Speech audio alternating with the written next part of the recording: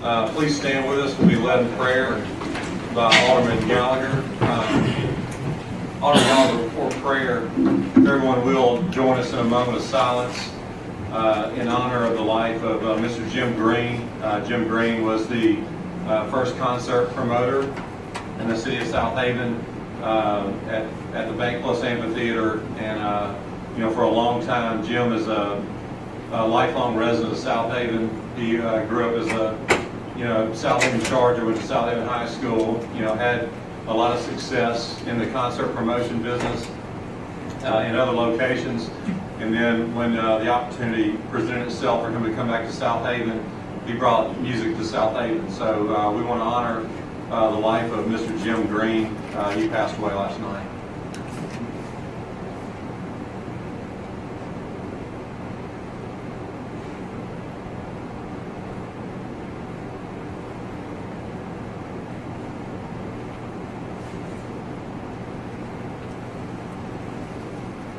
Heavenly Father, Lord, we come before you once again to ask for your blessings and wisdom.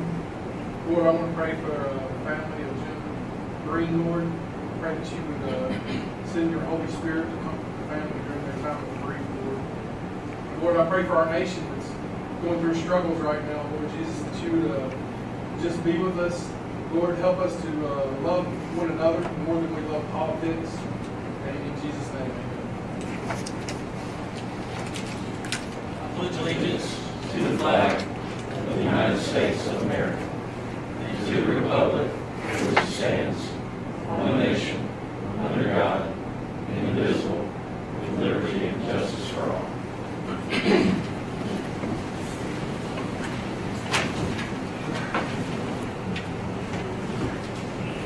First on the agenda this evening is the approval of minutes for the May 19, 2020 meeting. Mr. Mayor, I move to approve minutes of the regular meeting of May 19th, 2020 with the additions and corrections. Second. We have a motion by Alderman Payne, second by Alderman Brooks. Is there any discussion? Hearing none, roll call. Alderman Brooks. Yes. Alderman Kelly. Yes. Alderman Payne. Yes. Alderman Payne. Yes. Alderman Kelly. Yes. Alderman Brooks. Yes. Alderman Kelly. Yes. That motion carries. Next on the agenda is a resolution for a vintage sign ordinance. And basically this ordinance, in our ordinance committee, we've had this discussion, our planning director Whitney Cook and I've had this discussion about specifically revitalizing our original business district.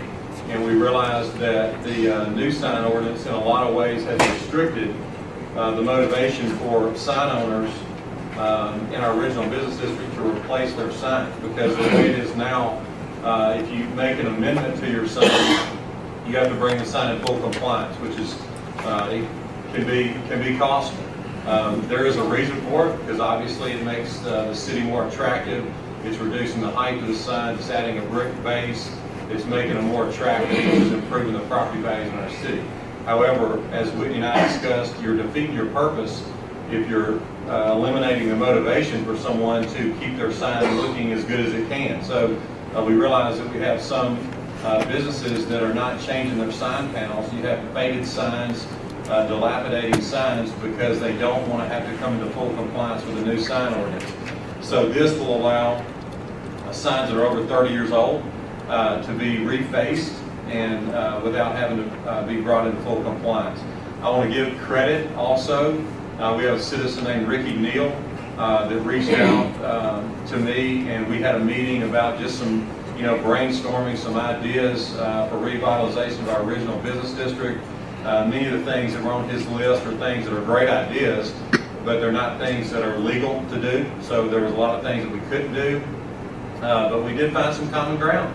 And this is one thing that, like I said, Whitney and I had already been talking about this a little bit. And then when Ricky brought his ideas, we said, hey, now there's something that we may be able to do. So I want to give credit to Ricky Neal for his idea and his love for the original part of the city and wanting to see the businesses in the original part of our city become revitalized. So with that being said, that's what this ordinance is about. And we'll open up the floor, ask for a motion for approval. Mr. Mayor, I'll make that motion. Second. We have a motion by Alderman Payne, second by Alderman Hoots. Is there any other discussion? Hearing none, roll call. Alderman Marshall. Yes. Alderman Kelly. Yes. Alderman who? Yes. Alderman Payne. Yes. Alderman Gallagher. Yes. Alderman Wheeler. Yes. Alderman Wilkes. Yes. That motion carries. Next on the agenda is a resolution for the revision of our salon ordinance. Mr. Nick Manley. And this resolution just rises a line ordinance to reflect that the linear feet is what is used to measure as far as the distance from each line from one to the other. So it provides clarity based on our discussion we had earlier this year and then last year regarding this ordinance. So tonight, this one will amend that ordinance that's been advertised for approval or for consideration tonight. So tonight, just need authorization to approve it for bills and we can then proceed advertising or proceed with measuring the salon distance between the face office buildings. Mr. Mayor, move to adopt the resolution, Mayor, Board of Aldermen, City of Southaven, and then the City of Southaven Code of Ordinances, Title 13, Chapter 12, Code 43, Commercial Zone Districts, as presented on this day. Thank you. We have a motion by Alderman Brooks, second by Alderman Kelly. Is there any discussion? So when he says line distance, we're talking about the actual distance taking to travel there on the road, correct? Not just a point A to point B path. This is correct. And this, y'all may remember, a few months back, we had this discussion, and we, and after that meeting, went back in ordinance committee, started discussing that again, a way to clarify that. And these things, several of the ordinance changes, we purposely waited until we could get back together with in-person meetings. We want to make sure that everyone had a fair chance to know what's on the agenda, to attend the meeting if they want. And we felt like it was somewhat of a disadvantage with remote meetings to do that, so that's why, you know, it's been a few months since we originally discussed it.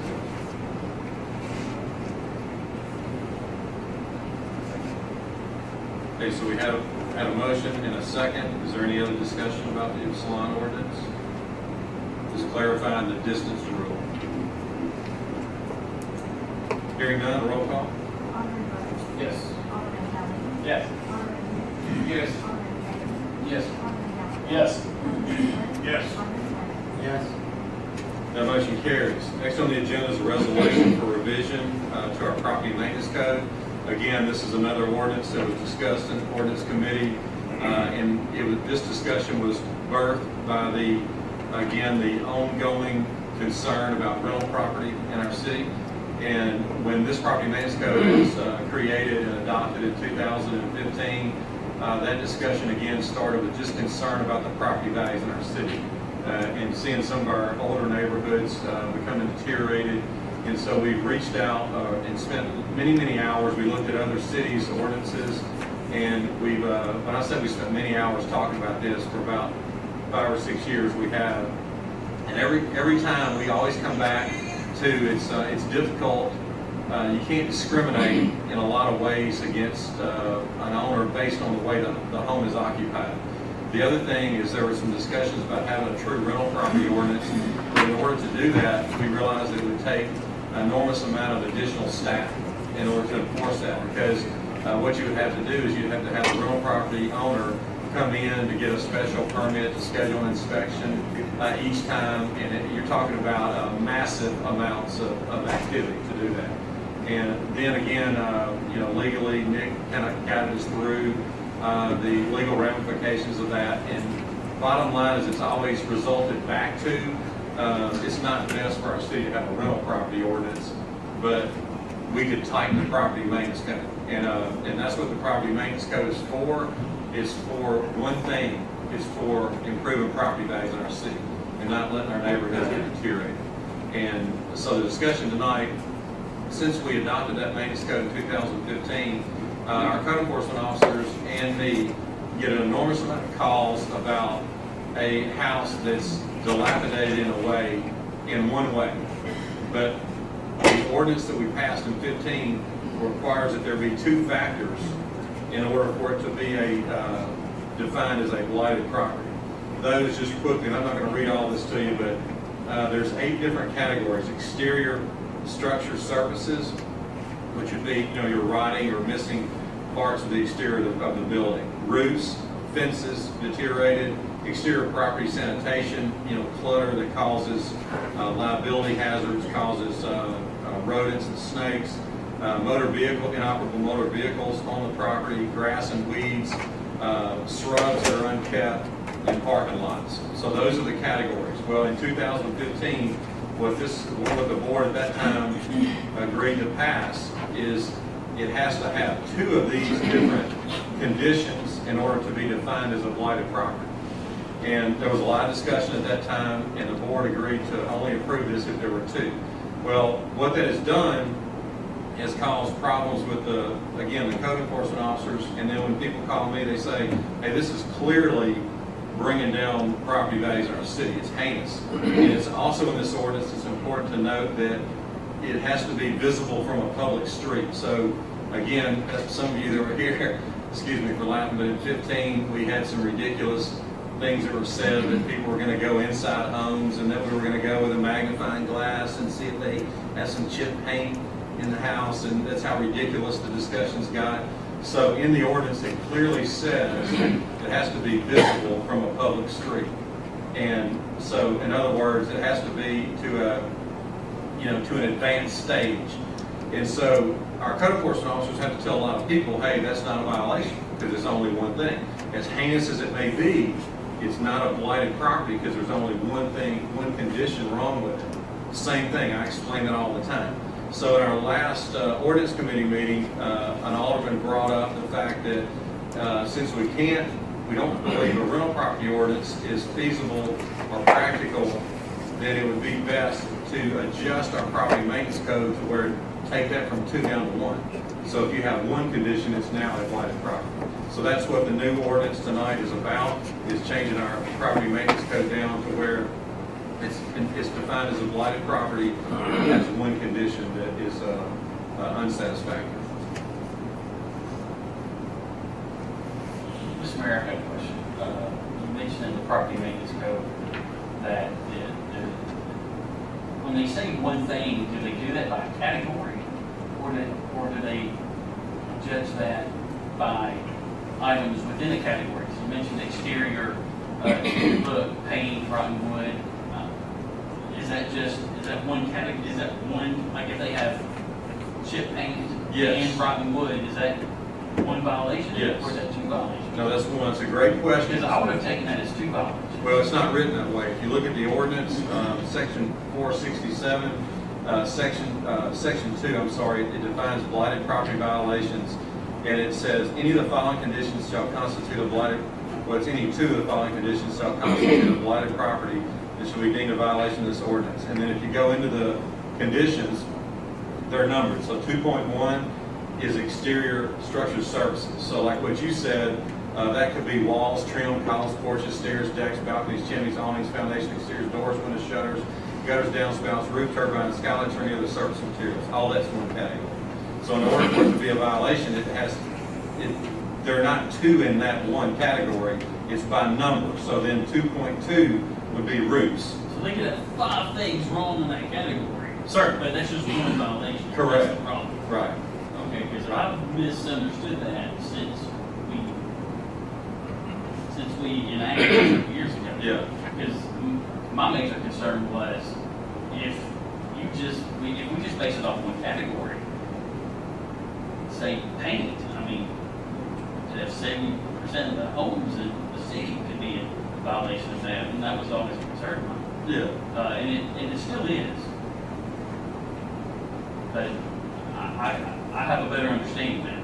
So to be even more specific and descriptive, you could have an outside of a structure that is rotten, the shutters, the garage door bent, the shutters falling off, no paint on the house, every exterior surface deteriorated to the nth degree.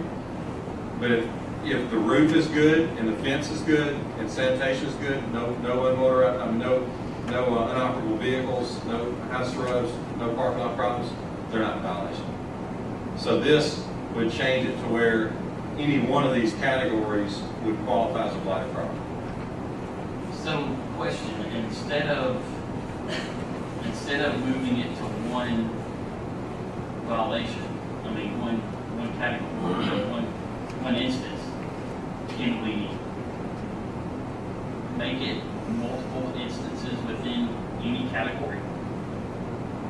Well, you could, but that would even, I mean, that would be, And leave it as two? I mean, I guess, yeah, sure, it could be done either way. But why would you want to leave it to? Well, like I said, my concern is if we make the instance that, say, paint, chip paint that's visible from the road.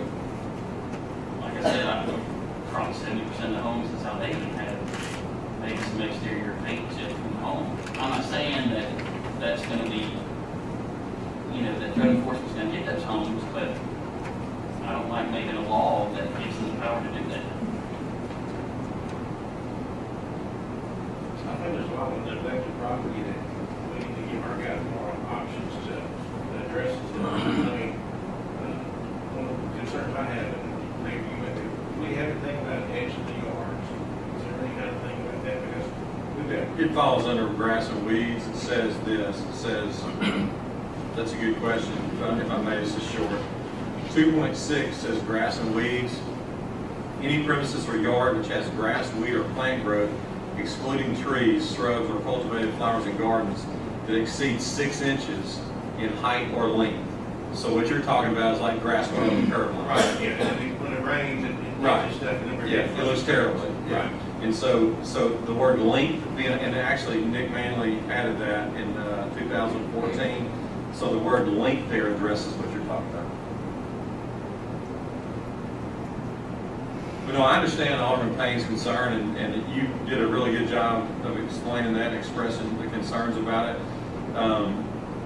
The only thing I would say to that is, again, if we leave it like, or do what you're saying, you're weakening the ordinance. You are weakening it, but that's a board call.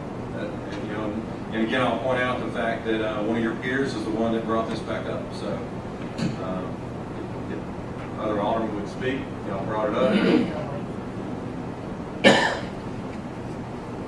Mayor, I'm going to say motion to approve item 7 of the agenda. Second.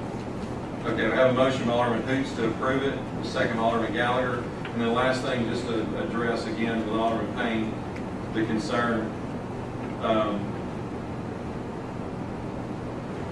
I agree with you that there are many houses in our city that could use a paint job.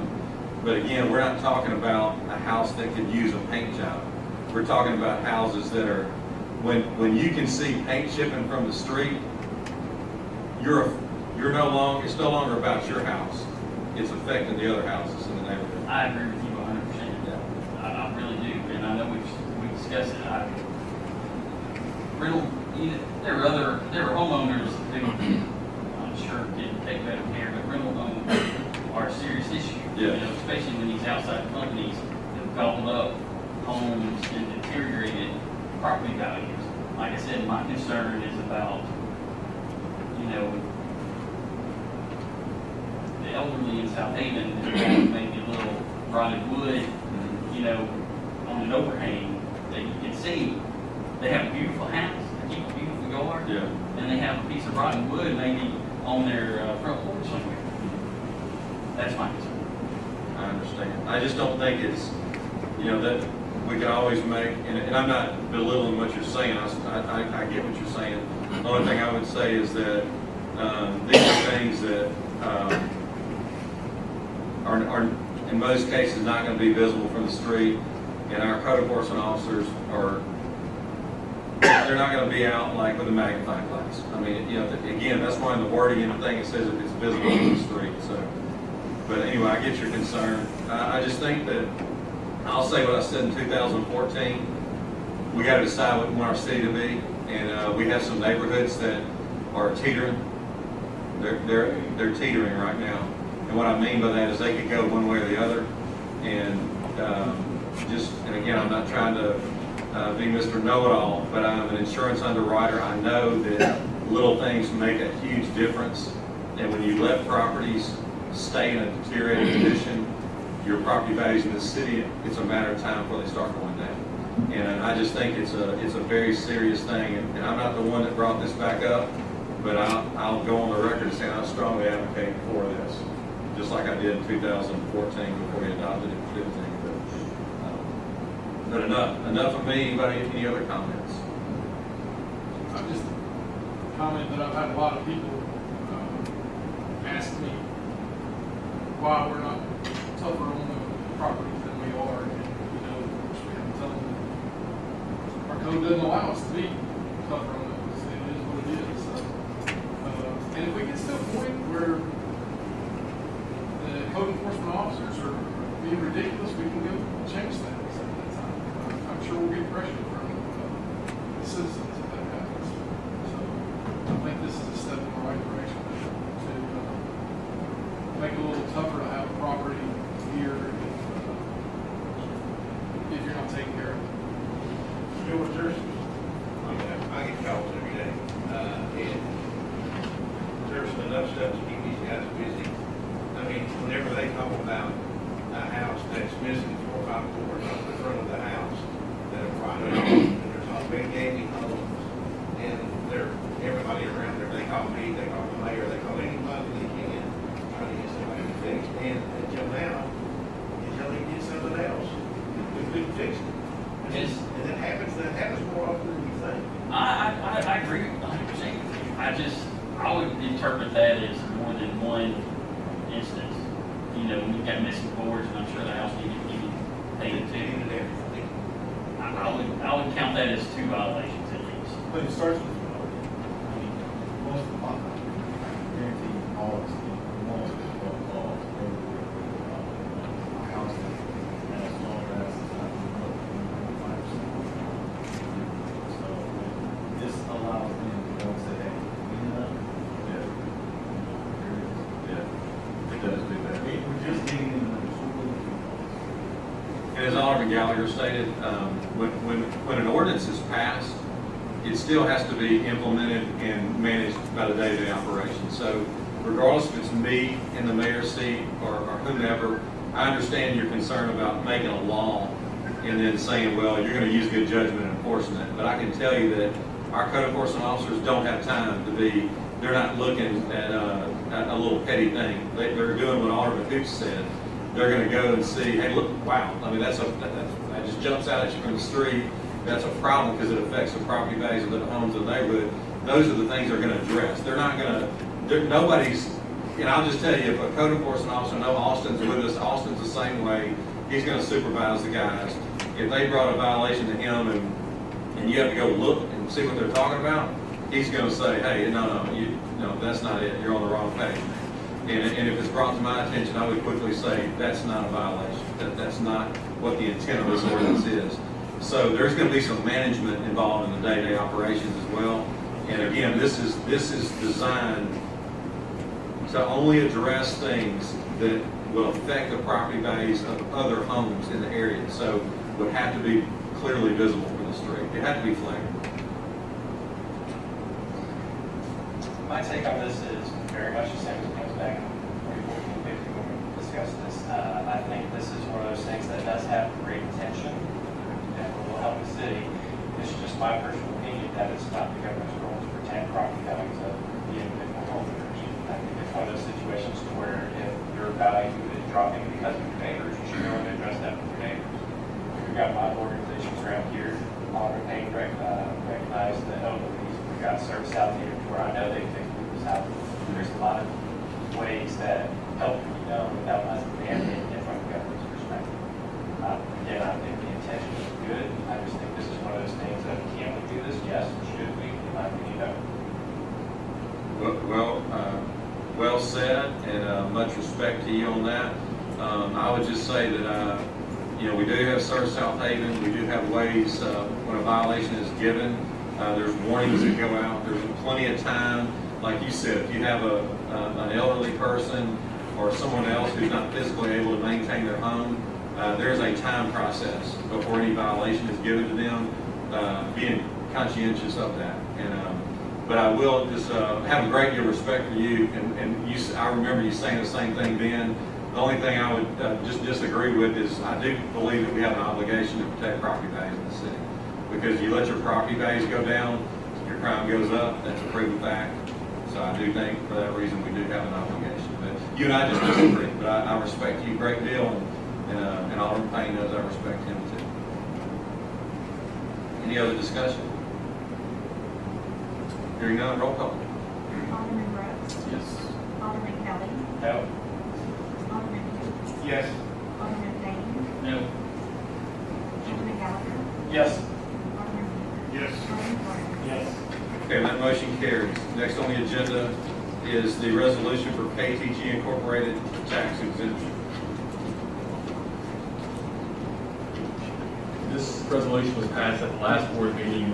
However, the values changed since then, so tonight is revising the KTG Inc. tax exemption for real and personal property.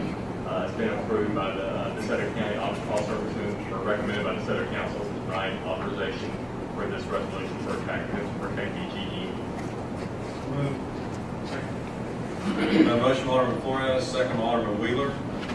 Is there any discussion?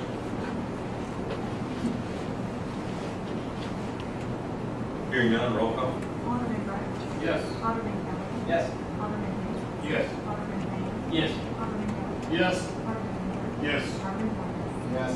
That motion carries. Next on the agenda is a resolution for Freeport warehouse tax exemption for Kendra Scott Design Incorporated.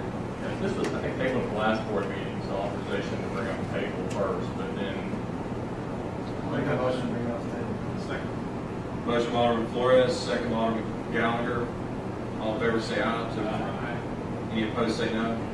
Ayes have it, motion carries, it's untabled. This was approved by the DeSoto County yesterday and also recommended by the DeSoto County Economic Council, just allowing the Freeport warehouse for Kendra Scott Design Inc. to provide the information required, and this will allow for the goods and transit to be used for tax purposes. So my authorization for this tax exemption Freeport warehouse. Yeah, we're just taking on the table, we're just taking that off. Correct. So now it's been provided. We have a motion by Alderman Flores, second by Alderman Kelly. Is there any discussion? Hearing none, roll call. Alderman Brooks. Yes. Alderman Kelly. Yes. Alderman Hoots. Yes. Alderman Payne. Yes. Alderman Gallagher. Yes. Alderman Wheeler. Yes. Alderman Flores. Yes. No motion carries. Next on the agenda is a resolution for ratification of an emergency repair.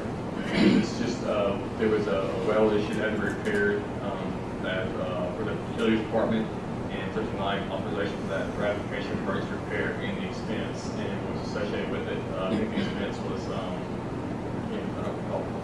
$16,950, for that, ratification of emergency repair. And there will also be, I think, 2 more emergency repair ratifications on the mayor's report tonight, but this was the first one. Second. Got a motion by Alderman Wheeler, second by Alderman Flores. Is there any discussion?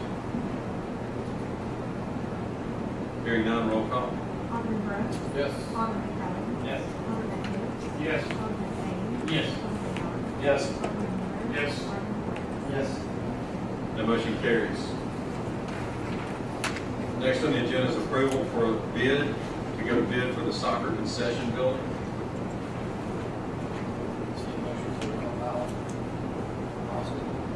So moved. Second. Got a motion by Alderman Brooks, second by Alderman Wheeler. Is there any discussion?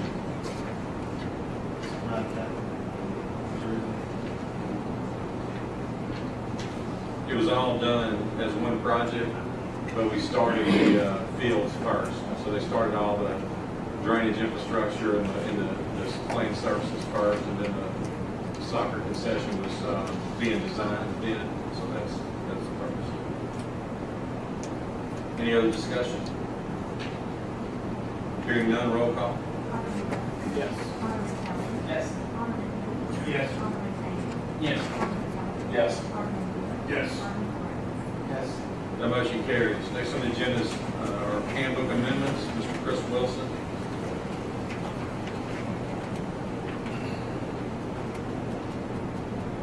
We got 2 tonight. So one, the major one's the telecommunication policy, which simply establishes the rules and the policy for eligible city employees to work.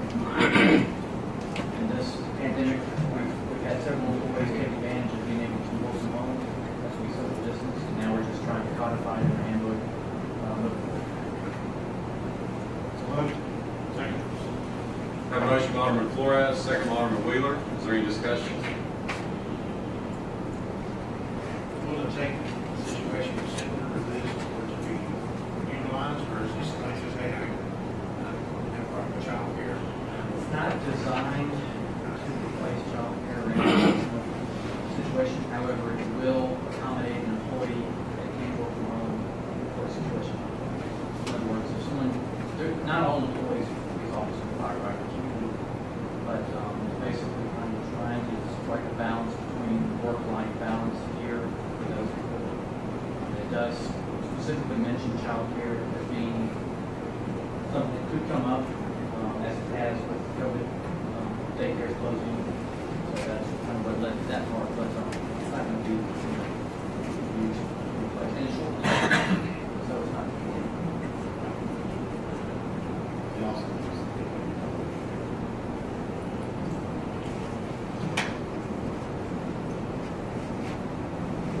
Any other discussion? Hearing none, roll call. Alderman Flores. Yes. Alderman Kelly. Yes. Alderman Payne. Yes. Alderman Payne. Yes. Alderman Kelly. Yes. Alderman Wheeler. Yes. Alderman Flores. Yes. The second one is simply moving the term retirement. We got a section where how eligible employees can, upon voluntarily leaving or retiring, can access being paid out supplemental their unused personal leave. The way it reads now is it makes it sound like retirement is not an eligible reason. So we're just taking the term retirement and adding it to the policies. Existing policy is 21. We have a motion by Alderman Flores, second by Alderman Kelly. Is there any discussion? Hearing none, roll call. Alderman Flores. Yes. Alderman Kelly. Yes. Alderman Payne. Yes. Alderman Payne. Yes. Alderman Gallagher. Yes. Alderman Wheeler. Yes. Alderman Flores. Yes. That motion carries. Next on the agenda is donation docket. And this is just a bus was donated to us from one of our citizens, David McCammon, and that bus is going to be used for fire training in our training facility. So we just need to accept that donation. Second. Got a motion by Alderman Brooks, second by Alderman Payne. Is there any discussion? Hearing none, all in favor say aye. Aye. Any opposed say no. Ayes have it, motion carries. Next on the agenda is a resolution to claim private property. Mr. Mayor, I move to adopt a resolution granting authority to lease private property for the state.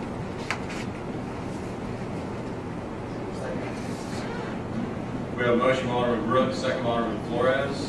Is there any discussion among the board? Hearing none, is there anyone in the audience that has a financial interest in any of the properties that would like to speak?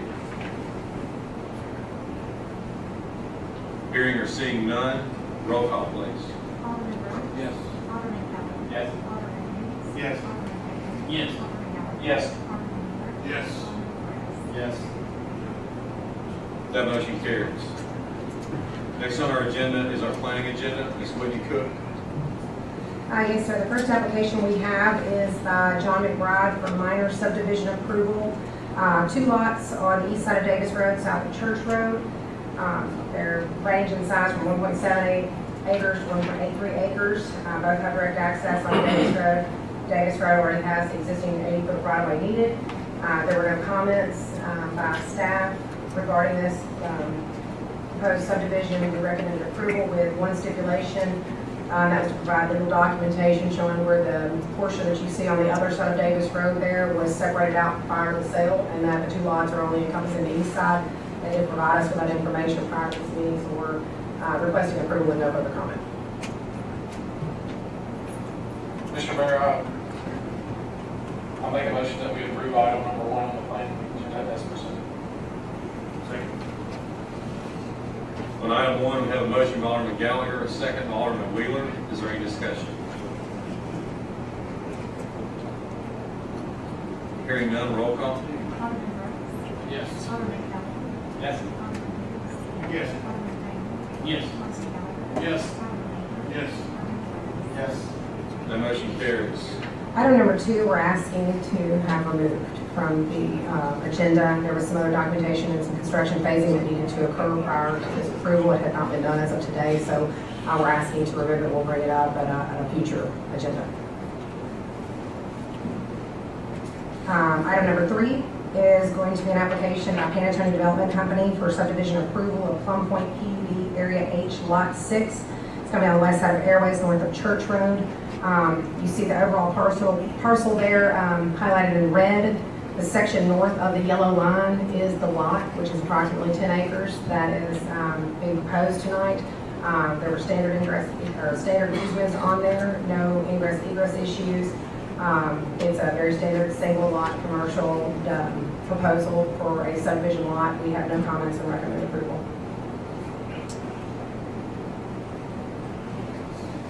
Mr. Mayor, I make a motion to approve item number 3 on the plan.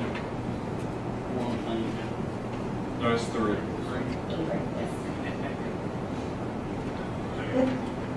Okay, on item 3, have a motion by Alderman Payne, second by Alderman Wheeler. Is there any discussion? Hearing none, roll call. Alderman Burks. Yes. Alderman Kelly. Yes. Alderman Wheeler. Yes. Alderman Payne. Yes. Alderman Burks. Yes. Alderman Wheeler. Yes. Alderman Flores. Yes. That motion carries. Item number 4 is a conditional use permit request by Century One LLC for a reader board sign on the south side of Church Road, west of W. Ross Parkway. Previously, we had approved a car wash facility at this site. They want to do the reader board on their signage, which requires that it is secondary signage to the overall site, that it has 8-inch letters at max, and at this point in time has amber or white lettering. They have complied with that by the renderings they submitted to us in the specs, so it is compliant with the conditional use with recommended approval.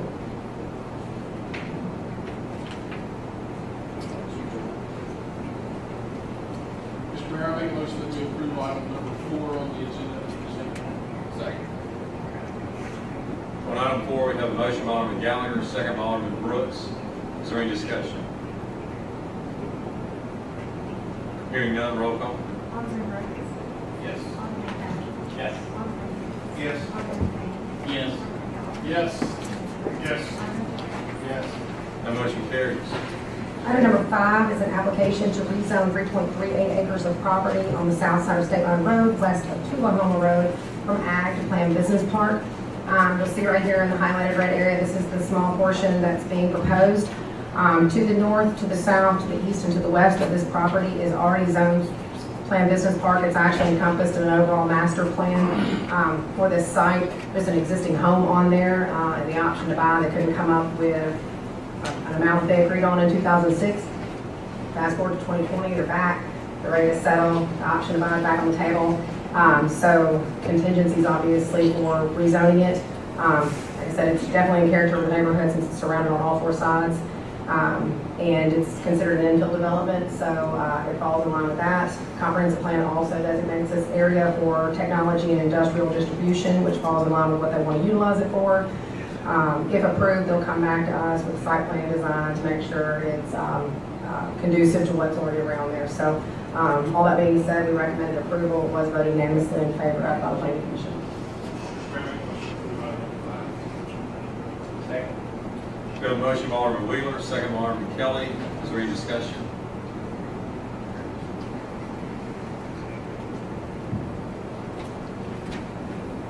Hearing none, is there any discussion from anyone in the audience that has a financial interest in the stated property? Or an interest of any kind? Or just doesn't like what we said? Hearing or seeing none, roll call please. Alderman Burks. Yes. Alderman Kelly. Yes. Alderman Payne. Yes. Alderman Payne. Yes. Alderman Gallagher. Yes. Alderman Wheeler. Yes. Alderman Flores. Yes. That motion carries. Thank you. All right, next on the agenda is our mayor's report. For once, I promise that I'm not going to talk about COVID-19. Can I get a whoop whoop on that? No COVID-19 discussion tonight.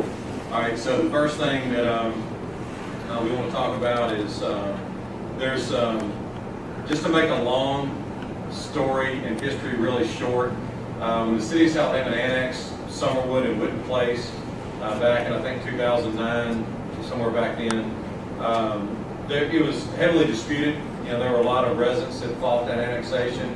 But when it finally happened, there was an issue of sewer services. So many of the residents there did not want to pay city sewer services. They already had septic systems that they were happy with.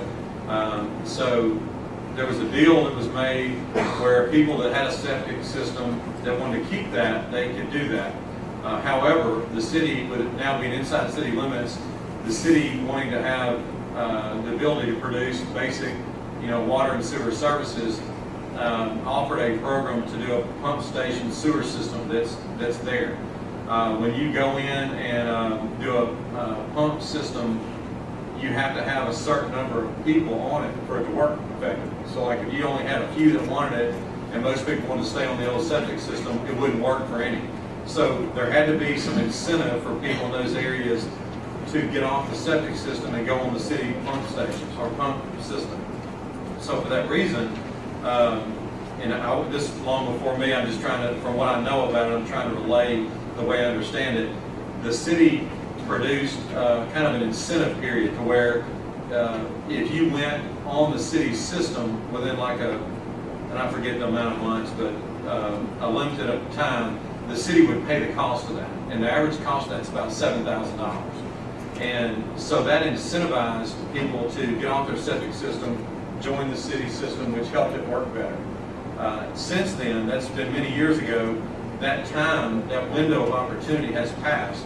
So now, the way it stands now, according to that policy, someone now that, let's just say someone bought a house there, they weren't even around then when that offer was made, and when they bought the house, they're like, hey, yeah, I want to be on city, have city sewer. Well, now, the way it stands, if we're still enforcing that policy, we'd be making them pay the $7,000. Well, if you look at the, the size home and the cost of $7,000, that's a lot of money for someone buying a home in that price range to pay for a service that's a basic city service. And so we recently had this come up again, and so it brought it to my attention. I've had discussions with Ray Humphrey, Utilities Director, and I just have to say it in a real straightforward way. I don't believe that's right. I just don't think that if you gave it to one of your citizens in 2009 for free, you went in and put it in, but yet in 2020, to get the same service, it's going to cost them $7,000. That doesn't make any sense to me. And so, for that reason, and I don't think, from what Nick's telling me, and Nick guided me through this, I don't think it requires any board action. I just want to open it up for discussion in case anyone disagrees with me. But I think that we need to change that policy immediately. And if someone wants to join city sewer services in similar to Whit Place or any other annexed area, we should go out and put the equipment in for them, because they're going to become a customer of ours. At that point, they start paying for services. So it makes business sense, and it makes philosophical sense to me that we don't charge them for that upfront cost. And so is there anything else that has to be done? I would have a motion just to say behind our minutes that the grinder pumps are necessary in that area, which they are necessary in that area, and that pursuant to our authority under Mississippi Code 21, 27, 23, the city will install grinder pumps for those who request the grinder pumps based on that being required for established sewer service in that area. And then have that minutes. I think that's what the board and they want to do. You do that. And then the other thing, just to kind of fill you in on one of my first questions, is if we do this, would we have a rush? Like, would we have a ton of people that would come out immediately and say, yeah, I want that? And the thought process is that probably not, because if you chose years ago to be on a septic system and it's working right, and you don't want to pay city sewer service, you're probably not going to be motivated to change that, because you're going to have to start paying the city. So we don't feel like it's going to be a rush, but we feel like it would be fair for those that truly didn't have the opportunity to make that decision back so many years ago, and some of them where their septic system is malfunctioning, so they got to do something. They either got to spend money to fix their septic system, or they got to get on city services. It opens up that door for them. But I would advocate tonight that we allow that. The motion, and but I think we just ditto what Nick said. I can't remember all he said, but I'm asking for that motion.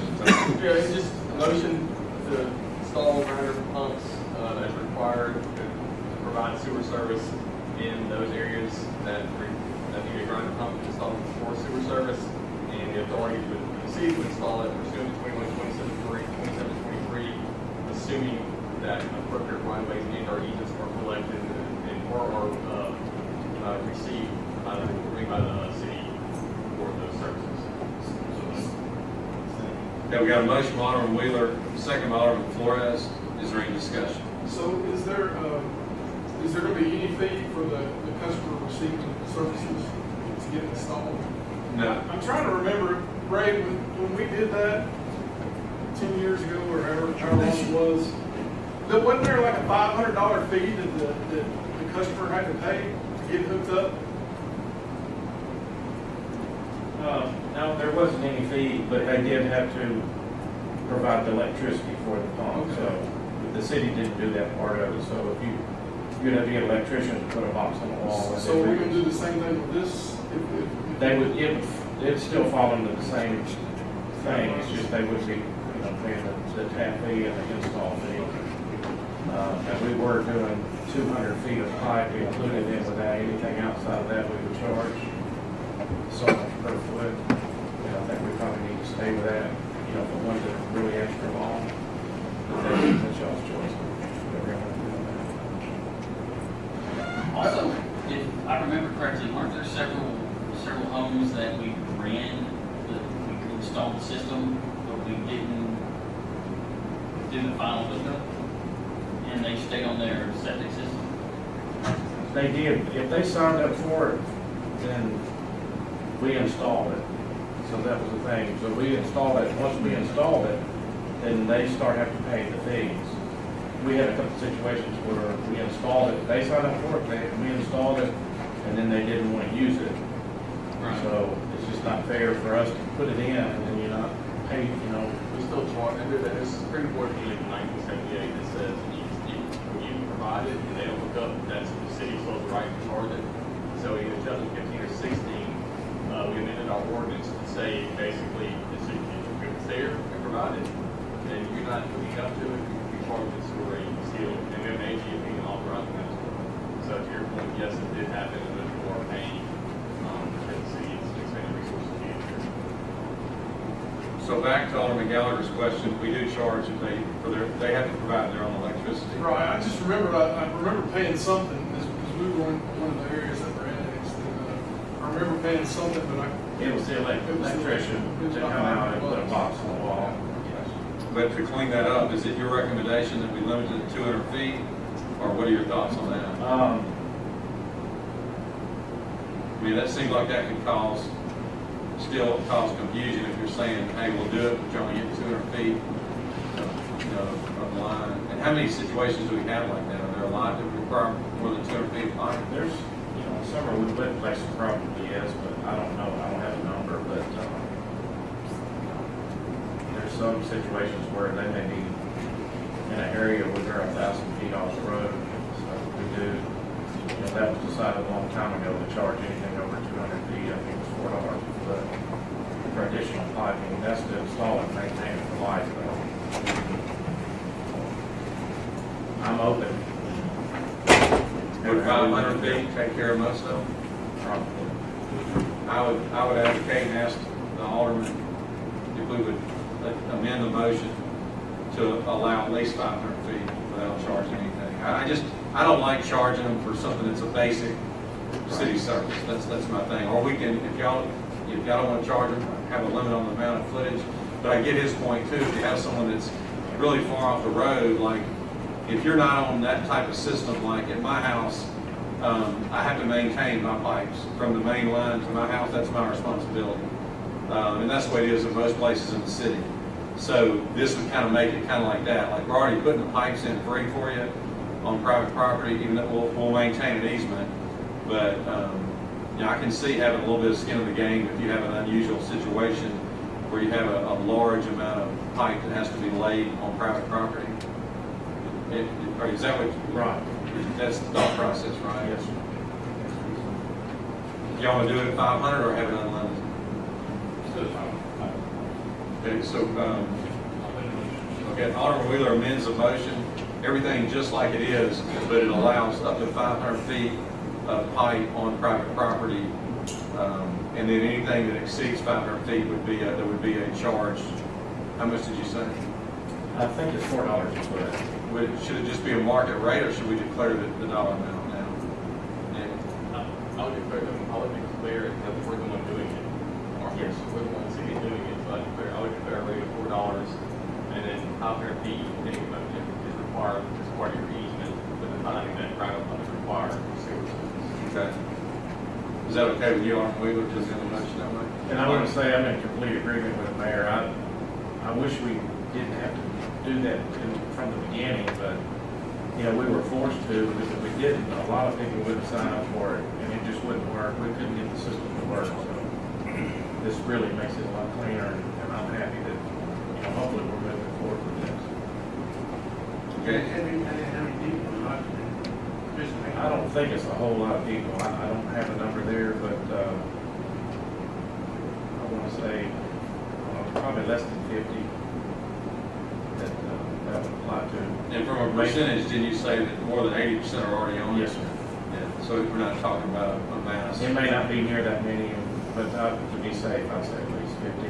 But most of them probably everything's working, and we would encourage them as long as they want to just keep what they got, so we don't get rushed. But anybody that's having trouble, we would definitely want to jump on those.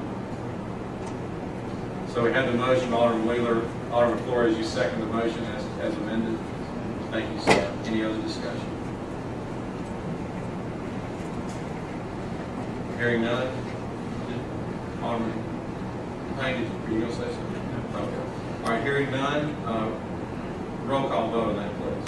Alderman Rhodes. Yes. Alderman Kelly. Yes. Alderman Hoots. Yes. Alderman Payne. Yes. Yes. Yes. Okay, and then, as Nick mentioned earlier, we had two other emergency repairs for the water wells, the one at Nail and Getwell, and also on Greenbrook Parkway that are going to have an emergency repair. So we're asking for authorization. Just found out about that today, so I'm asking for authorization of that. Was it $55,000, right? That was for the one at Greenbrook. Yes, sir.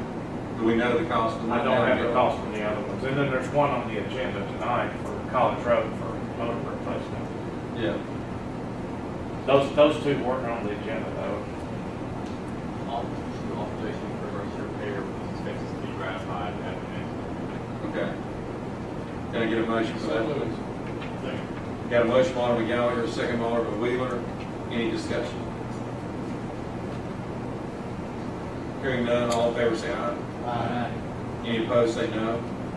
Ayes have it, motion carries.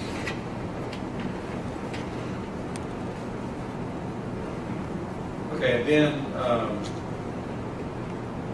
we have an issue. Y'all are familiar with the project that we have to replace the Horn Lake Creek Bridge on State Line Road West. And with that bridge, that project will bid in the very near future and be under construction this year. Until then, there's been some indications that there could be some danger with heavy trucks going over that bridge until it's repaired. So the recommendation is that we change that area to a non-truck route just for safety until the bridge is done. So we'll have to put up signs on State Line Road West to send trucks the other way. So we feel like that's a safety concern that needs to be addressed immediately. So I'm asking for a motion to authorize us changing State Line Road West to a non-truck route. Motion by Alderman Flores. Second by Alderman Wheeler. Is there any discussion? And then we start from, where, right? It'd be starting from 301, Highway 301 on the west end. We would restrict trucks from coming down State Line Road there. And then you would do the same thing, Dan, Highway 51, right? Yes, sir. So it'd be 51 to Highway 301. So if you start at 51, then you're going to affect how the trucks coming to the road place over there. So shouldn't that be closer going down? Well, that's true. We could, that's a good point. Horn Lake Road would be fine. Yeah. Yeah. And we didn't get into that detail. We obviously would come to that same conclusion, but I appreciate you bringing it up. So, yeah, we'll do it where it makes sense. The problem is you don't want to get a truck on the route with no place to turn around. Then they're already there, they're already in violation. So you want to make sure that you communicate that clearly by signage before they, are in violation, give them a fair chance. So, yeah, we would adjust that. So I guess you're all residential when you pass Horn Lake Road after AWG. It'll be all residential or ag until you get to 301. So we would do it that way.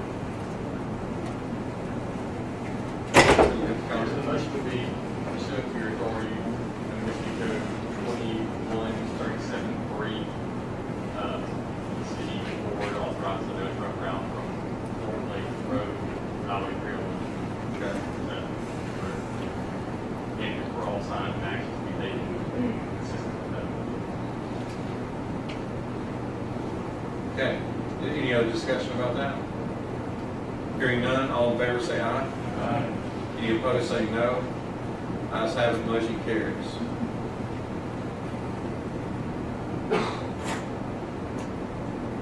The next thing I need to update you about, obviously with all that has been going on, we haven't had a chance to have everybody together and talk about this, but the artificial turf design for Stone Grove Park and Greenbrook Park has been under design. It's going to be ready for bid on July 2nd. And when we do that, we're going to bid it. My recommendation is that we bid it with alternates to be Stone Grove Park broken down, Greenbrook Park broken down, and then the foul lines separated out with both parks. The reason is due to our possible budget changes because of the crisis that, I'm not saying the word, but the crisis that we went through. We're going to have to make some financial decisions. So we may have to, we don't want to be in this situation, but we want to leave ourselves a flexibility financially to break that up, however it fits our budget. So for that reason, we're going to bid it broken out like that. So that bid will happen on July 2nd. But anyway, that's just an update. Any discussion about that? Questions? I mentioned the Horn Lake Creek Bridge project. It will go out to bid on June 25th.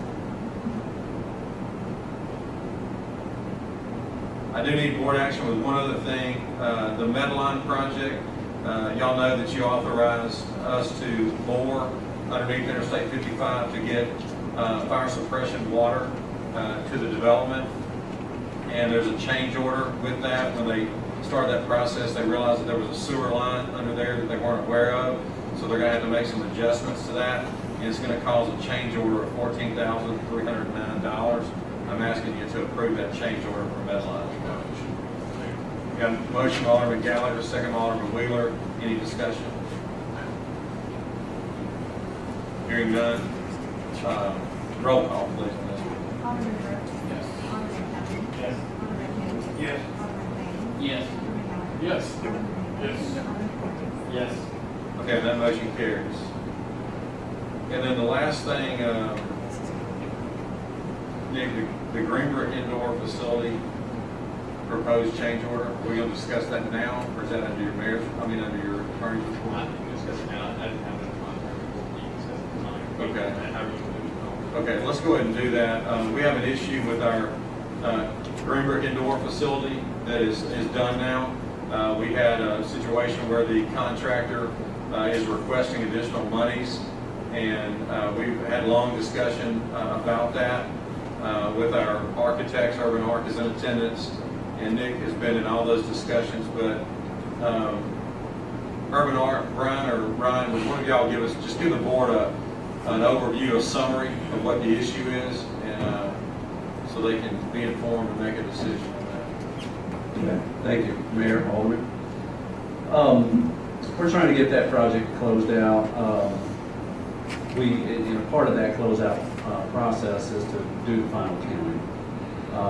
The contractor submitted, as the mayor said, a change order that he claimed essentially he was delayed by 3 different aspects of the project. We initially looked at those details and we determined that we didn't think that they were valid. So we told Mr. Fullwood of Fullwood Construction that we didn't see eye to eye on that, and we rejected the change order. I think it was in the amount of $12,414 and some change above and beyond what's left in your contingency allowance, which is just a little bit shy of $4,000. So at that time, we rejected the claim. They obviously disagreed. They came back to us and said, we want you to reconsider. So recently, my associate Ryan Morris and I went back and we looked and tried to be as objective and fair as we possibly could. We looked at all of the delay claims.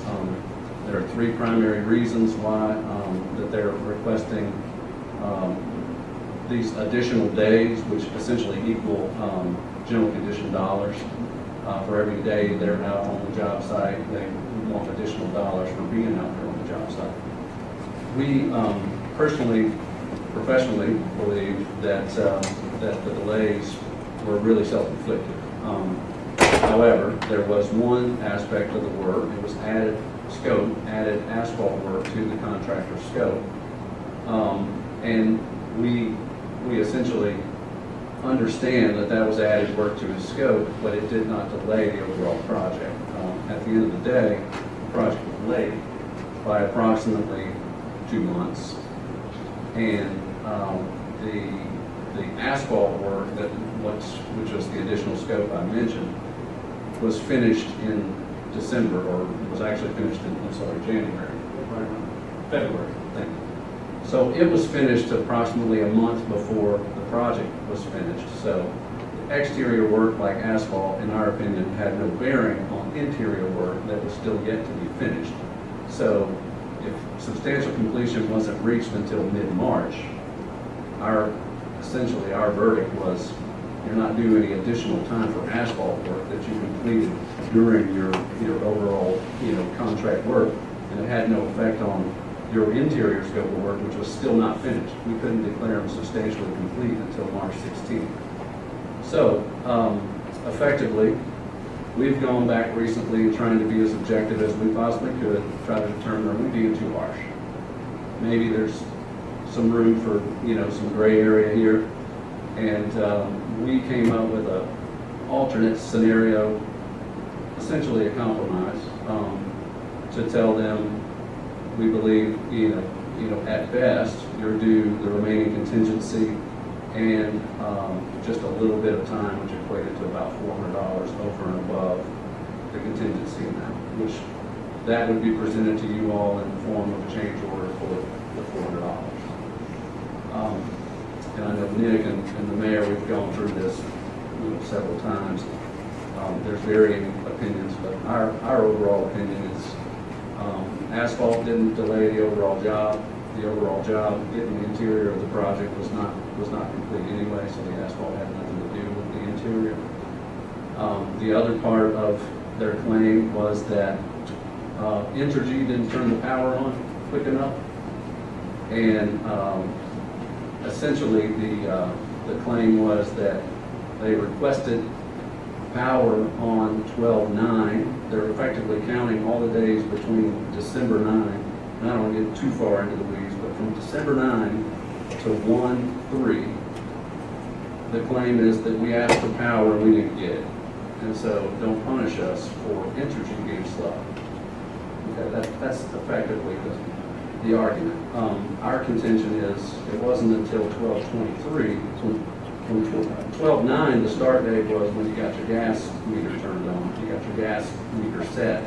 From 12/9 to 12/23, the contractor was working to get ready for inspection. On 12/23, it's 2 days before Christmas. Contractor gets with the city, gets all the forms filled out, and turns it into Entergy, and finally says we're ready for inspection. So from 12/23 to 1/3 is effectively the time that it took for Entergy to turn on the power. And as you all know, that time period, it has holidays, major holidays at the end of the year in it. We believed initially that Entergy complied and effectively completed their work within a reasonable amount of time. And it was our contention that the contractor should have asked prior to when he really needed power, and it's kind of your job to, in our opinion, it was their job to schedule the project. and know when to ask for power, when you're gonna need power. There was some delay, but again, I think about 10 days over the major holidays at the end of the year was something reasonable to expect. And then the other part is actually related to the energy delay, and that was they rented a generator for 1 week, and the cost of that is $6,000 plus. So they're also asking you to pay for that, to which we felt like that was not really your responsibility. But again, our compromise position would have been, we can split the generator with you, we can pay the remainder of the contingency that's remaining in the job. And then also, because the contractor was late, beyond their substantial completion date, you have the right to enforce liquidated damages, which effectively reduces the amount that you would be paying him for these things. And all told, it would come to that $400 more than the contingency, which is what I'm here to report about tonight. Contractor is in disagreement with us, and at this point in time, we don't know what their recourse would be beyond trying to still take recourse against the city to collect the monies. So that's where we are now, trying to close this project. Brian, do you know all the vendors for subcontract? I do not. I cannot speak to that. I don't believe they have, because a recent message from the contractor said I need to get my retainage so I can release the retainage to my subcontractors. So there's a large sum of money that is still in the city's hands, which hasn't been paid out to the contractor, and that's the retainage on the project. $4,000. No, the retainage is, I want to say $60,000. $60,000 plus the additional $12,000, which is about $7,000. Yeah. So we still have contract money. At the end of the job, when we've all settled up and we say, yes, this job was done, we're all kind of signing off, we release their final payment, which includes their retainage, which you hold all the way throughout the project to make sure that the project's done right. In case something goes wrong, that if you had to get somebody else to finish the job, that's why you hold that money. So we're arguing about a small sum of money. We're in a disagreement at this point in time, and I think Nick and may have some feeling as to what they feel would be a fair. Have we graded the solution yet? We have. March 16th, we granted substantial completion. The adjusted substantial completion date by schedule, based on adds to the contract, I think our original, and also based on weather delays, our original contract was sometime back in 2019. All that got adjusted because of weather delays and other scope that was added to them, and the adjusted substantial completion deadline was January 25th. They finished it March 16th. March 16th. Just hearing what you had to say and being knowing enough to be dangerous, it sounds like you're this man's project. Correctly soon. That was essentially our assessment, and again, they believed that we're being too harsh, so they asked us to reconsider. So would you, I guess tonight, would you say authorize a change order of the amount of $4,400? What was the? Well, the remaining contingency amount is $3,991.34. So the logic that I sent you all in an email essentially would award the contractor that amount of remaining money plus $396.38. So to you all, the change would be $396.38 by way of change order. So you do a change order based on, maybe the change order would be for $4,000 something dollars, but you only be out for $396, you have $3,991 in the. That's correct. You've already got that already in the project. Then we typically do monies that are already in the project by construction change directive in lieu of an actual change order. Yeah. Change orders are reserved for monies above and beyond the contract. We can pass that at 1%. And this is less than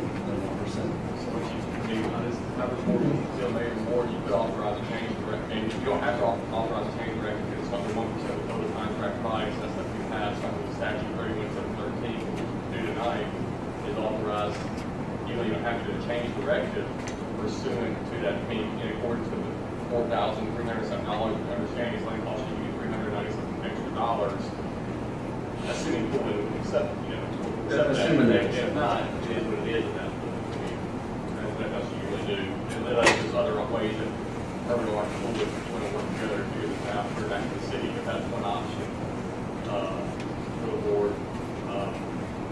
Or any other questions about other options? I've got a question. Yes. What's the total amount he's asking? Above and beyond your contract currently, they're asking for $12,414.54. What's it gonna cost us if we have to keep hiring you to fight this? I mean, and how fast are we gonna need that $12,000? The question is, yeah, how much money will it cost you in legal fees, et cetera, et cetera? That we don't know. Well, but then, if I may, excuse me, if we give a clear answer to Urban Art tonight, then the discussion's over. From their point, now, it could be a legal discussion after that. So you're not, We're not having to pay. he needs direction from us on what y'all want to do. I mean, the contractor's asking for the money, we don't believe we owe it, but they're trying to make a compromise and resolve the issue with a compromise. Again, not knowing that he'll accept that. That's correct. And he can still sue us, even if we compromise. Sir. Yeah, I think what That's correct. Urban Arc has done, just, if Urban Arc has gone back and said, okay, you're asking for this much money based on the contract, when you actually look at it, you can see you're pointing to this much money, and when we look at it, the standpoint of everybody, all things being equal. So that's where we are tonight. So tonight, it's just how the board will proceed with that. I think, and I don't want to speak probably the recommendation Urban Arc would be okay with, be authorizing them to proceed with a change directive, even if typically you don't have to do tonight, because the situation where you authorize Urban Arc to proceed with a change directive in the amount of Basically, $4,400. That's right. authorizing a change directive in not to exceed $3,400, but you understand it's only costing the board $391 out of pocket, because Just you have the under other part already in the, what's the word, excess fund. In your, Yeah. beyond your contingency. Contingency That's right. funds.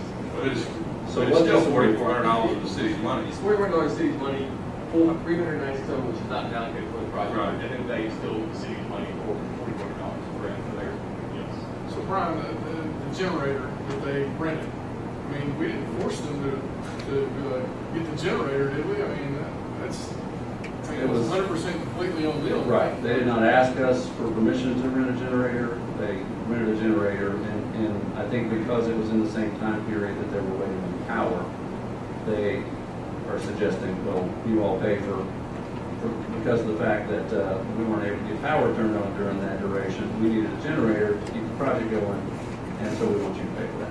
Which they were responsible for scheduling in the first place, and they didn't do it, so they needed a $6,000 generator to finish the project 2 months later. Got it. That's our contingency. And just go out, yeah, I was like, presenting was on that, last thing, just have that one thing. I'm here to tell you, we're trying to work with them, we really are, we've rejected it in the past, it keeps coming back, and ultimately what we have to do is, we have to present them a change order, and that tallies up all of the money and says, this is what you're getting, and this is what the check that you're gonna get is. And at this point in time, I think we're down to, our best, what we believe our best offer would be, and, they can. And even your best offer includes paying half the generator. That's correct. Half the generator fee, 10 days worth of power, delays, and no time for asphalt, but then a deduction of liquidated damages for having extended your schedule beyond January 25th all the way to March 16th. Mayor, your thoughts? I'm gonna be real quick, the city doesn't owe the money. If you wanna resolve it, we don't know what steps he'll take after this, then you can make a decision, but again, I don't mean to disrespect anybody, but the city did not, if we owe $1, I would always advocate that we pay it, but I do not believe the city of Southaven owes them money. No, none of it. I don't believe it will any of it. Now, what he's talking about again is he's just trying to, make a compromise with them just to give them the benefit of the doubt about the generator. But I don't know, again, like we just talked about, how do you justify that the cost of the generator is the city's fault? That's not, whatever Entergy did or didn't do, that's not our business. That's the contractor's job to coordinate the project with the different. No, it was a rental. To be honest, we don't care whether he has a generator or not, he still has the job. It's not our responsibility, it's his decision as the general contractor to line up the schedule with Entergy or whomever else. And so for that reason, I don't believe that my taxpayers have to pay the money. That's not our fault. The city didn't make that mistake. If we did, I'd be the first one in front of you tonight advocating that we pay it. But I don't. I have to do my job and say I don't believe the city of Southaven owes the money. I agree. I make a motion to reject the You got a motion to reject the offer of Alderman Flores, second by Alderman Gallagher. Is there any other discussion? Hearing none, roll call. Alderman Brooks. Yes. Alderman Kelly. Yes. Alderman Hoots. Yes. Alderman Payne. Yes. Alderman Gallagher. Yes. Alderman Wheeler. Yes. Alderman Flores. Yes. Motion carries. Thank you, Brenda. Appreciate it. Was there any other questions like wrap up? Yeah, I just have one more question. Will their subs have somehow to collect from Google? I'm sure they will. Yes. Contract responded. We'll release the funds and send a pay application back to the contractor with these notations made that this is the position of the city. And at this point in time, they can be paid their last monies, and we would fully expect them to pay their contractors.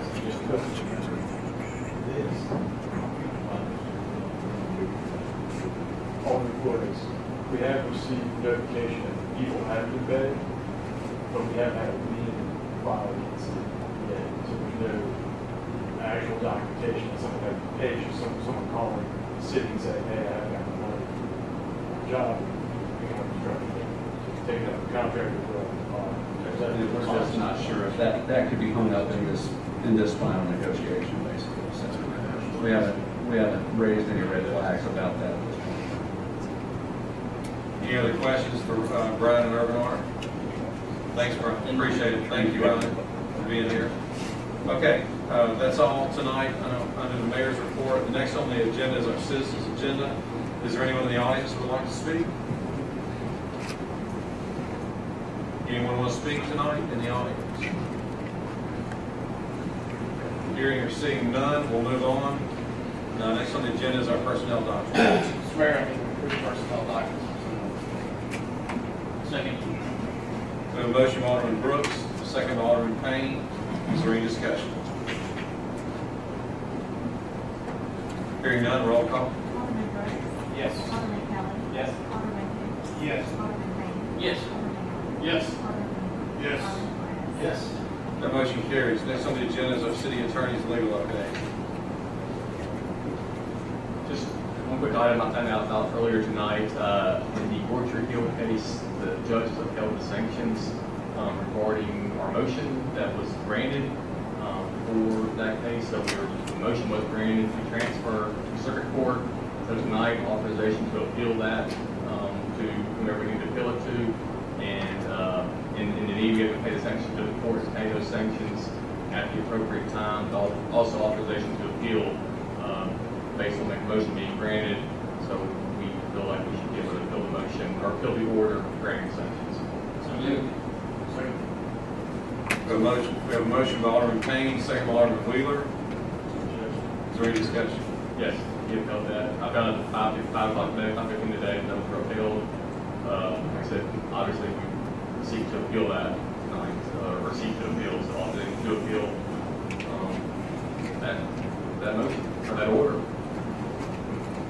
So to make sure we understand, if I may, Nick, so we're being sanctioned for something a motion that was granted? Correct. Which means, basically, you're the attorney, that means that the judge agreed that it was a legal move that we did? It was granted and it was legal, but he still sanctioned the city of Southaven for seeking the transfer to the circuit court. So tonight, Yeah, so we were still sanctioned even though it was granted. Our attorneys filed the motion to represent the city in this case. The motion was granted. The motion was filed on the day of trial. I mean, the motion was filed before trial started, but the hearing was the day of trial. That was supposed to happen in April. The motion was granted. The city granted sanctions against the city for filing the motion, or for the motion, but also at the same time granted the motion. So at this time, we'd like to appeal that, and we ask for a motion for reconsideration of those sanctions against the city. And so tonight, Have you ever heard of that before? I mean, we have not. In this situation, So in his opinion of board, his sanctions, stating it's all legal. he said, on the opinion I got today, no, just not going to reconsider it. And the original one, noted that the judge had discretion to grant sanctions. But obviously on the case, we would differ a little bit, so that's why the motion, in our motion for reconsideration, we pointed a couple things out that's filed in the board. So tonight, we'll obviously be seeking to file the appeal at the appropriate time, maybe sooner rather than later, depending on how the appeal process goes, to file an appeal to overturn the sanctions against the city for a motion that was granted. That brings sense, there's no explanation at all. Well, it's basically saying the discretion of the court and What it should have been filed early. What would be a reasoning to sanction if you prove something that is more of I've done something, or I don't like that someone's trying to That set my court, or that I don't, I can't speak to that. it's I not don't- addictive maybe, or That I don't know or can't speak to, but it was transferred to circuit court. Motion was filed, and now the case has been pending for 5 years. The motion was filed at a later date than normal, but not filed untimely. Even though it was filed later than normal, we filed it was filed timely because it was, and obviously it was because it was granted, so that was the argument. I'm just confused, I'm just trying to Yeah. figure. Understand the reasoning there, that's all. I think the discretion. Gotcha. Thank you. But for us non-attorneys in the room, so again, basically, we made a legal motion that the judge agreed with, because he granted it, correct? Correct. But then he's gonna punish us for that? That's, yeah, sanctions, sanctions. And we're not talking about punishing the attorneys, you're talking about punishing the taxpayers of the city of Southaven. Yeah, the city of Southaven was the one who was sanctioned, correct, yes, sir. That would be the equivalent of like, you know, someone red flag, and then, hey, you know, the pass interference is upheld, we're still gonna punish you. Makes sense to me. I'm just curious. I just don't, it seemed like if you were, if the judge were unhappy with the attorneys that represent us, that there would be a sanction against them, not the city of Southaven didn't make a mistake. I mean, like it was a legal maneuver, so why are you punishing the people of Southaven for something that was a legal motion and you agreed with it by granting it? Excuse me, but that just doesn't make any sense to me. Yeah, I feel like I can't speak to the judge, I just, authorize me to do it. We do, want to appeal that order, yes, sir. Oh, we appreciate that, I think we're just, and I'm not speaking for the mayor, but I think we're trying to let our taxpayers understand the explanation of why, and how this just is crazy. Put it nicely. I won't speak to that, just it is, we just want to appeal. What is the amount of money again, just total? 46, the amount of money is right at $45,000, $46,000. Wow. What's the salary for an employee that we could have? Yeah, it's quite a bit of money from the city's perspective, so, that's why we want to appeal it from our perspective, so the city doesn't. So the attorney's not paying us, the taxpayers. The attorneys are not paying it. Taxpayers. The city's not paying it. Yeah, correct. Make sure that's clear. Taxpayer. Yeah, the city's not paying it. So what is the motion tonight? We have to put the money, the city of Southaven, put the money up front? Still trying to figure that part out, but authorization to appeal and authorization in the event that we need to put the money in escrow order to pay it until the appeal's complete. So this one. Second. Okay, so we have a motion, from Alderman Flores, second from Alderman Brooks. Any other discussion? Hearing none, roll call. Alderman Brooks. Yes. Alderman Kelly. Yes. Alderman Hannah. Yes. Alderman Kelly. Yes. Yes. Alderman Flores. Yes. That motion carries, and that includes authorization to pay the money and to appeal, correct? Yeah, if we have to pay it in lieu of, during the appeal process to put it up, if we include all that, yes, sir. Okay. Okay, next on the agenda is our utility bill adjustment docket. Mr. Mayor, I move to approve the utility bill leak adjustment docket as presented on this day. We have a motion by Alderman Payne, second by Alderman Hoots. Is there any discussion? Right. Go ahead. Did you just look up the car wash?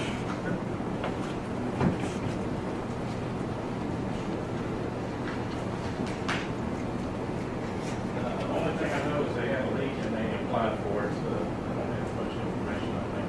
How much water is 65? How long that run on water? How long? How many poles does it fill up? I think they've got a probably a 1 inch or 2 inch meter, kind of big meter, so it's probably going to take years long. Their situation.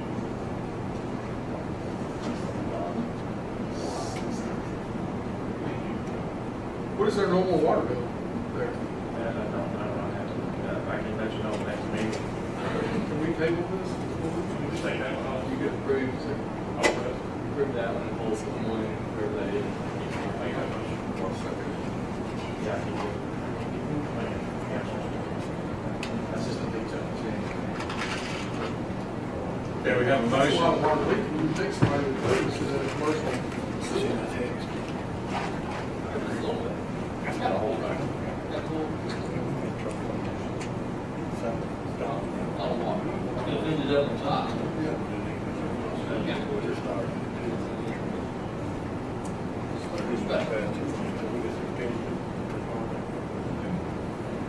So we have a motion to approve the docket, removing Horizon Travel Plaza, removing that one, but approving all the others, and we have a second on. The motion made by Alderman Gallagher, second by Alderman Wheeler. Is there any other discussion? I guess my question is, do we have a way to where if someone's bill is suddenly $100, $200 higher, can it automatically flag us before we can go with current? I think we can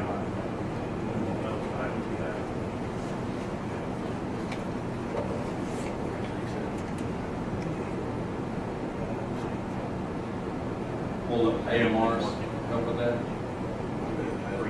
You should. I guess it's just one bill. This isn't like an accumulation of certain ones. Let me get some more information. That's it. The leak was less than 2 months, and maybe even before. After that, I don't know. Usually, not that hot, but I got it all worked out. I think maybe it's more I have more information. I got one more question too, Ray, on the telos. Almost $600, $590.48. It says the leak was caused by ceasefire. Should we hold ceasefire accountable for that?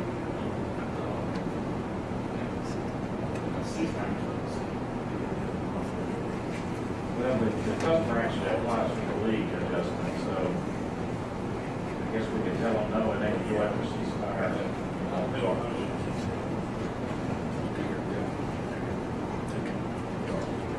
Well, I want to take care of the customer. Is there any way that we can bill ceasefire, take care of this today and bill ceasefire? The damage they call it, I mean, I would think the contractor would be responsible for the damage they call it. Under their, they are under their franchise agreement, it's just we need to, yeah, they're responsible for that type of thing. But they're only responsible for city issues, so if it's a private issue, we go after them. Obviously, but we need, in order for us to provide them with all the information, just show them that they're actually, emails, like, hey, show actually let's ceasefire rather than, I'm not trying to be void other than that. We can say, hey, we need pictures, dates, just like in the same, you did this on this day, like you could have, you can see. Right. And that's the thing, we don't have proof that they caused that, so that's really a civil issue. They can't prove it, I'm sure. That was their reason they did it.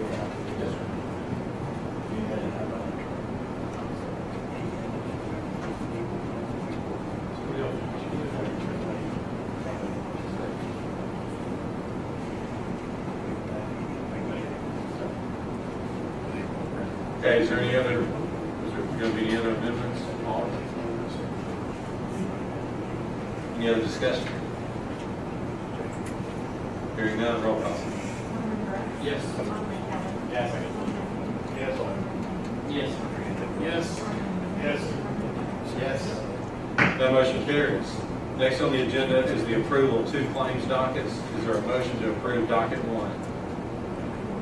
Mr. Mayor, move we approve claims docket number 1 in the amount of $1,605,725.33, including the maintenance. On docket 1, we have a motion by Alderman Payne, second by Alderman Flores. Is there any discussion? Hearing none, roll call. Alderman Brooks. Yes. Alderman Kelly. Yes. Alderman Kane. Yes. Alderman Payne. Yes. Alderman Kelly. Yes. Alderman Kane. Yes. Yes. That motion carries.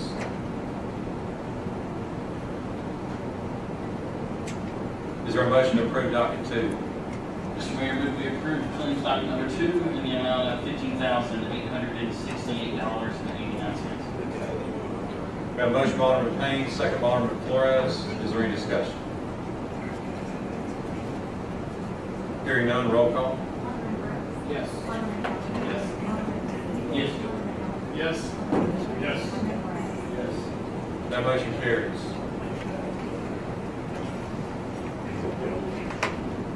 Next on the agenda is the purpose of determining the need for executive session.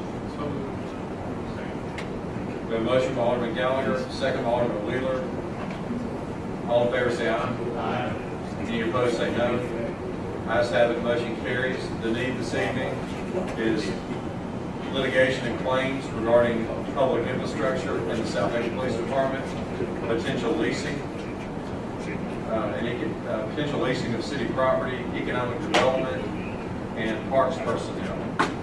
Is there a motion to declare executive session? Got a motion by Alderman Gallagher, second by Alderman Wheeler. All in favor say aye. Aye. All opposed say no. Ayes have it, motion carries. The mayor and board will now enter executive session.